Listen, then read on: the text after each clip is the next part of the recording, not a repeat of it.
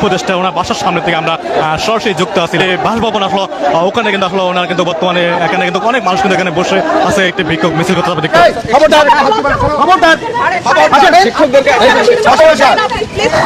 এত বড় সাহস পায় কিভাবে? এবার অন্তর্বর্তী সরকারের আইন উপদেষ্টা আসিফ নজরুলের কার্যালয় ঘেরাও। সে সরকারের টনক নড়েছে। এখন কি করবেন আসিফ নজরুল? অনেক উপদেষ্টা নাখুশ তার উপর। বলা হচ্ছে আসিফ নজরুল এই মুহূর্তে সবচেয়ে বিতর্কের মধ্যে পড়ে গেছেন। আবার তার নিকট অনেকেই তাকে বলছেন সম্মানজনকভাবে এই পদটি ছেড়ে তাকে আবার তার শিক্ষকতার পেশায় ফিরে আসতে। দর্শক, অবশেষে আসিফ নজরুলের কার্যালয় ঘেরাও করেছে শিক্ষার্থীরা। দর্শক মন্ডলী, আসসালামু আলাইকুম ওয়া রাহমাতুল্লাহ। আশা করি সবাই ভালো এবং সুস্থ আছেন। স্বাগত জানাচ্ছি আমাদের আরেকটি নতুন ভিডিওতে। সুপ্রিয় দর্শক মন্ডলী, ভিডিও থাম্বনেল, টাইটেল ও ভিডিওর কিছু অংশ বিশেষ দেখে আপনারা ইতিমধ্যে বুঝতে পারছেন আজকের ভিডিওটি কতটা গুরুত্বপূর্ণ।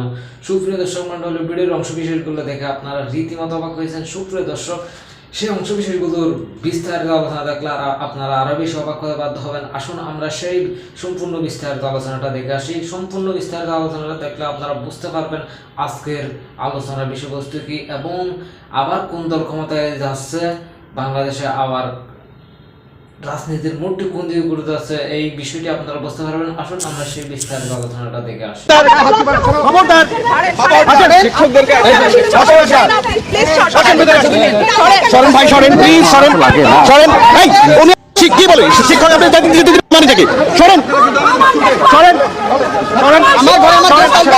এটা কি অধিকৃত ভূমি? এত বড় সাহস পায় কিভাবে? এবার অন্তর্বর্তী সরকারের আইন উপদেষ্টা আসিফ নজরুলের কার্যালয় ঘেরাওয়ের সিদ্ধান্ত নিয়েছেন সমন্বয়করা। ঘোষণা অনুযায়ী আজ মঙ্গলবার বেলা 11টায় কেন্দ্রীয় শহীদ মিনারে জমায়েত হয়ে সচেতন ছাত্র নাগরিকের ব্যানারে একটি কর্মসূচি পালন করবেন বলে ফেসবুক পোস্টের মাধ্যমে জানান তারা। কেন, কি কারণে তাদের এই ঘেরাও কর্মসূচি, বিস্তারিত থাকছে রিপোর্টে।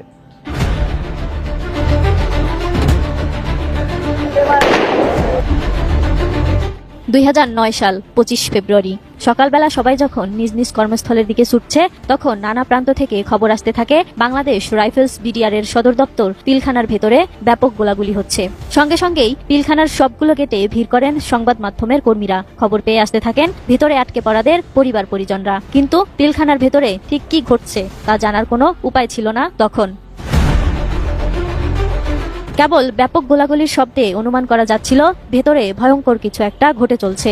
সময়ের সাথে সাথে বাড়তে থাকে গোলাগুলির তীব্রতা। পিলখানা সদর দপ্তরের সবগুলো গেটে অবস্থান নেয় বিডিআর জওয়ানরা। প্রচন্ড গোলাগুলির শব্দে ভীত সন্তুষ্ট মানুষ তখন ছুটছে দিক বিদিক। বাইরে থেকে যতটা খবর পাওয়া যাচ্ছিল তা থেকে জানতে পারা যায় সশস্ত্র বিদ্রোহ করেছে বিডিআর জওয়ানরা। দরবার হলে জিম্মি করে রেখেছে তাদের মহাপরিচালক সহ বিডিআর কর্মরত বেশ কিছু সেনা কর্মকর্তাকে। এদের কাউকে কাউকে হত্যা করার খবরও আসছিল নানা সূত্র থেকে।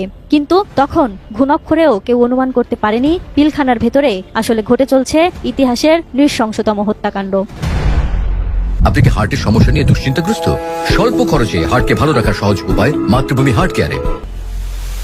25 এবং 26 ফেব্রুয়ারি টানা 2 দিনের এই নৃশংস হত্যাকাণ্ডে প্রথমে 6 সেনা কর্মকর্তার লাশের সন্ধান মেলে পুরান ঢাকার পার্ক এলাকায় বুড়িগঙ্গায় এসে মিশেছে এমন একটা নর্দমায়। তারপর সেই 2 দিনে আরো 57 সেনা কর্মকর্তা এবং 17 বেসামরিক নাগরিক হত্যার কারণ আজও অব্দি ধোঁয়াশার মধ্যে। এটা কি আসলে শুধুই বিডিআর বিদ্রোহ ছিল নাকি অন্য কোনো ষড়যন্ত্র? এখনো দেশের সর্বস্তরের মানুষের মনে এ নিয়ে প্রশ্ন জাগে। সময় বদলেছে, দেশ পরিচালনায় এখন অন্তর্বর্তী সরকার। অতীতের সকল অপকর্মের বিরুদ্ধে নেওয়া হচ্ছে কঠোর ব্যবস্থা। এরই ধারাবাহিকতায় নতুন করে আবার সমন্বয়কদের আলোচনায় এলো পিলখানা হত্যাকাণ্ড। সোমবার সন্ধ্যায় সমন্বয়ক মাহিনের সামাজিক যোগাযোগ মাধ্যম ফেসবুকে দেয়া এক স্ট্যাটাসের সঙ্গে একাত্মতা প্রকাশ করে আইন উপদেষ্টা আসিফ নজরুলের কার্যালয় ঘেরাও করার ঘোষণা দেন হাসনাত সার্জিস। সার্জিস বলেন, কেন্দ্রীয় সমন্বয়ক এমডি মাহিন কমিশন সংশ্লিষ্ট মন্ত্রণালয় ঘেরাও করার যে ঘোষণা দিয়েছেন তার সঙ্গে একাত্মতা ঘোষণা করেই এই সিদ্ধান্ত নিয়েছেন তারা। এর আগে ফেসবুক পোস্টে মাহিন সরকার বলেন, দায়িত্ব গ্রহণের 4 মাস অতিবাহিত হওয়ার পরও বিডিআর হত্যাকাণ্ডের বিচার নিশ্চিত করতে না পারা হলো এই অন্তর্বর্তী সরকারের একটি চরম ব্যর্থতা। বিডিআর হত্যাকাণ্ডের বিচার নিশ্চিতে কমিশন গঠনে গড়িমসি করে এই সরকার দেশের তামাম জনগণের আকাঙ্ক্ষার বিরুদ্ধে অবস্থান নিয়েছে বলে ধারণা তার। এদিকে আইন উপদেষ্টার কার্যালয় ঘেরাওয়ের ঘোষণা বৈষম্য বিরোধী নেতা মাহিনের পোস্ট শেয়ার করে হাসনাত লিখেছেন, আমি আমার ভাই মাহিনের পক্ষে। বিডিআর হত্যাকাণ্ডের বিচার হতেই হবে বলে জোর দাবিও তার। অবশেষে সরকারের টনক নড়েছে। কদিন আগে আইন উপদেষ্টা আসিফ নজরুল স্বরাষ্ট্র মন্ত্রণালয়ের ঘাড়ে বন্দুক রেখে যে গুলিটি করল, এবার স্বরাষ্ট্রমন্ত্রী নতুন করে আসিফ নজরুলের ঘাড়ে রেখে বন্দুক গুলি করল। কি রকম? আজ সচিবালয় প্রেস কনফারেন্স করে আমাদের স্বরাষ্ট্র উপদেষ্টা বললেন, বিডিআর পিলখানা হত্যাকাণ্ডে পুনর্তদন্তে নতুন কমিটি গঠন করা হচ্ছে। অর্থাৎ যখন এই বিষয়টিকে ধামাচাপা দেওয়ার চেষ্টা করা হচ্ছিল, তখন আমরা যারা সোচ্চার ছিলাম, প্রবাসী সাংবাদিক ইলিয়াস সহ, এবং যখন এই ব্যাপারে পুরো বাংলাদেশের মানুষের মধ্যে ক্ষোভের সৃষ্টি হলো, বৈষম্য বিরোধী আন্দোলনের বেশ কজন সমন্বয়ক তারা আইন মন্ত্রণালয় ঘেরাও করার কর্মসূচি হাতে নেওয়ার ঘোষণা দিল, সবকিছু মিলে স্বরাষ্ট্র মন্ত্রণালয় আজ ব্রিফিং করে জানালো আবার নতুন করে পুনঃতদন্তে কমিটি গঠন করা হচ্ছে। কি বললেন তিনি? তিনি বললেন 5 কর্মদিবসের মধ্যে নতুন কমিটি ঘোষণা করা হবে।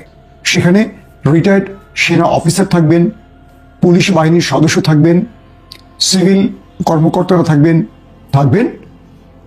সাবেক বিচারপতিদের কেউ কেউ, এবং এই কমিটি 5 জন হতে পারে, 7 জন হতে পারে, 9 জন হতে পারে। তবে এখানে সংখ্যা বেশি থাকবে সাবেক সেনা অফিসাররা, যেহেতু পিলখানা হত্যাকাণ্ডে ক্ষতিগ্রস্ত হয়েছে সামরিক বাহিনী। এটি আজকে জানালেন স্বরাষ্ট্র উপদেষ্টা।